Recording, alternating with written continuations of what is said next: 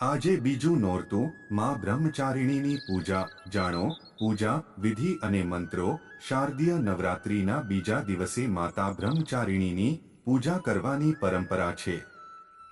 નવરાત્રિના બીજા દિવસે માતાના આ પવિત્ર સ્વરૂપની પૂજા કરવામાં આવે છે। આ દિવસે કેટલાક મંત્રોના જાપ કરવાથી બધી મનોકામનાઓ પૂર્ણ થાય છે અને બધી પરેશાનીઓ દૂર થાય છે।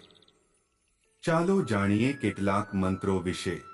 સનાતન ધર્મમાં માં દુર્ગાના 9 સ્વરૂપોની પૂજા વિશેષ મહત્વ છે। આ સ્વરૂપોની પૂજા અલગ અલગ રીતે કરવામાં આવે છે અને વિવિધ મંત્રોનો જાપ પણ કરવામાં આવે છે। નવરાત્રિ વ્રત વિશે એવું માનવામાં આવે છે કે આ 9 દિવસોમાં દેવી દુર્ગાની અપાર કૃપા ભક્તો પર વરસે છે। શારદીય નવરાત્રિના બીજા દિવસે માતા બ્રહ્મચારિણીની પૂજા કરવાની પરંપરા છે। નવરાત્રિના બીજા દિવસે માતાના પવિત્ર સ્વરૂપની પૂજા કરવામાં આવે છે। આ દિવસે કેટલાક મંત્રોના જાપ કરવાથી બધી મનોકામનાઓ પૂર્ણ થાય છે અને બધી પરેશાનીઓ દૂર થાય છે। ચાલો જાણીએ કેટલાક મંત્રો વિશે। માતા બ્રહ્મચારિણીની પૂજા માટે વિશેષ મંત્ર। નવરાત્રિના બીજા દિવસે માં બ્રહ્મચારિણીના સ્વરૂપની પૂજા કરવામાં આવે છે। આ દિવસે સાધકે કેટલાક વિશેષ મંત્રોનો જાપ કરવો જોઈએ। એવું માનવામાં આવે છે કે શક્તિના આશીર્વાદ મેળવવા માટે અમુક મંત્રોનો જાપ કરી શકાય છે। માતા બ્રહ્મચારિણીની પૂજામાં મંત્ર દધાના કરપદ્માભ્યામક્ષમાલાકમંડલુ દેવી પ્રસીદતુ મયી બ્રહ્મચારિણેનુત્તમા ક્લી બ્રહ્મચારિણે નમ નો રુદ્રાક્ષની માળા પર જાપ કરવો જોઈએ। આ સમય દરમિયાન તમારી માળા બીજા કોઈને ન દેખાય તેનું ધ્યાન રાખો। મંત્ર જાપના નિયમો અનુસાર ગાયના મુખમાં માળાનો જાપ કરવો હંમેશા યોગ્ય છે।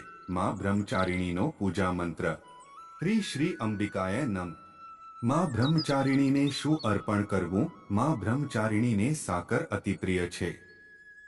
એવું માનવામાં આવે છે કે જો માં બ્રહ્મચારિણીને સાકર અર્પણ કરવામાં આવે તો તે ભક્તનું આયુષ્ય વધારવાનું વરદાન આપે છે। માં બ્રહ્મચારિણીને કયો રંગ ગમે છે?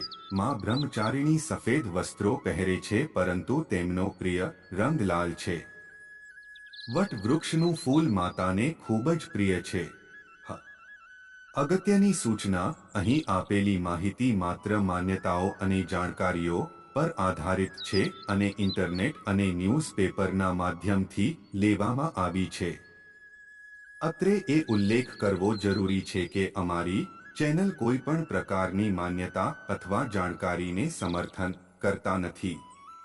અમે તેની પુષ્ટિ પણ કરતા નથી। કોઈ પણ જાણકારી અથવા માન્યતાને લાગુ કરતા પહેલા સંબંધિત નિષ્ણાંતની સલાહ લેવી જરૂરી છે।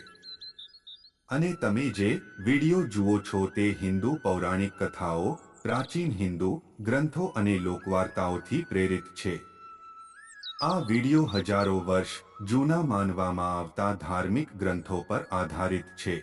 મહેરબાની કરીને નોંધ કરો કે અમારો હેતુ કોઈ ચોક્કસ વ્યક્તિ સંપ્રદાય અથવા ધર્મની લાગણીઓને ઠેસ પહોંચાડવાનો નથી। અમારો વિડિયો પસંદ આવે તો લાઇક શેર સબસ્ક્રાઇબ કરજો। ધન્યવાદ મિત્રો।